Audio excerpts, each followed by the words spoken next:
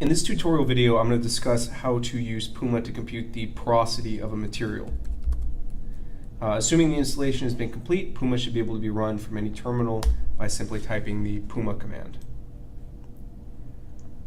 The first step is to import a microtomography or generate an artificial geometry. For this purpose, I'm going to use the Tomography Import using the default tomography that comes with the PuMA software. Since again this is a laptop, I'm going to use a slightly smaller sample size and then input the approximate or the appropriate voxel length. Once the domain has been imported, you can see the grayscale distribution. Now, since this is a two-phase image, meaning we just have two materials here, we have void or air and we have the carbon fibers, there are two peaks. So this first peak represents the average grayscale of the voids, and then the second, more extended peak here represents the grayscale of the carbon fibers. The cutoff here is approximately 87 to 90, and when we import this, when we apply this threshold, it will turn it into a binary image and compute the porosity, as you can see there.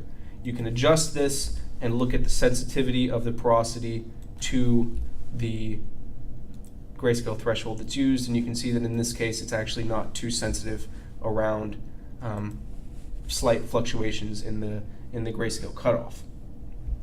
This value here gives you the porosity, which means it is the total number of voxels that are not contained in the grayscale range that's specified.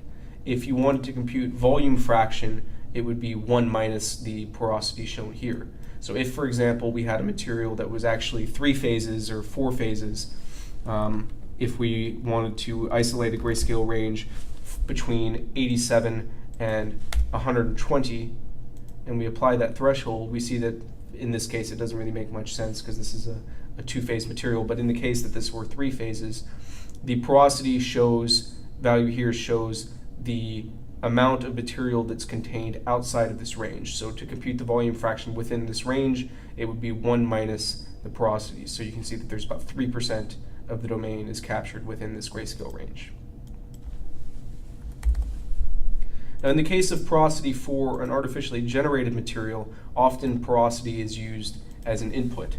So if, for example, we're going to create a 400 cubed carbon fiber material with a radius of 4 voxels plus or minus 0, a length of 400 plus or minus 0, and isotropic, so 90-degree angle variation in each direction, with a voxel length of 1 and then a porosity of 0.8.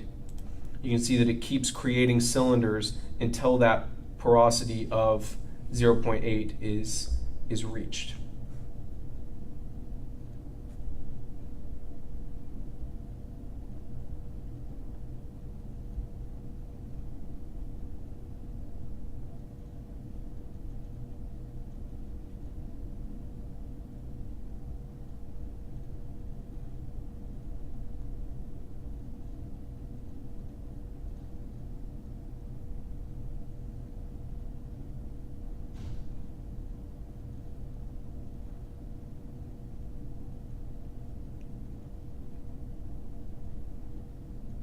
And there, as you can see, it stopped when the porosity reached the specified threshold.